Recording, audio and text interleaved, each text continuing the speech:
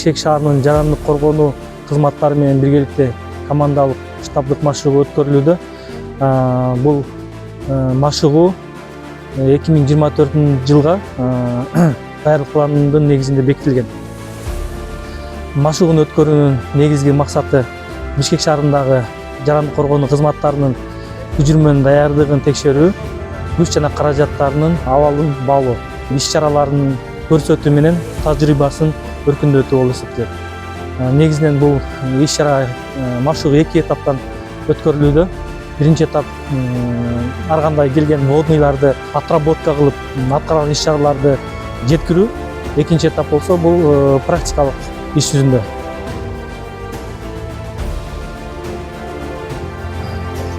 Бүгүн өзгөчө кырдаал министрлиги, Бишкек шаарынын башкармалыгы, мэриянын кызматкерлери менен чогуу ошол жарандык коргоонун алкагында бир нече иш-чаралар өткөздү. Өзгө болду. Бүгүн практикалык түрдө биз көрдүк кандай иш-чараларды алдын ала даярдашыбыз керек. Менин оюмча бүгүнкү иш-чаралар сопсон эле өттү. Эч кандай кемчиликтер болгон жок. Бизге дагы бир жолу айтайын, бир сабак болду, аябай керектүү сабак болду.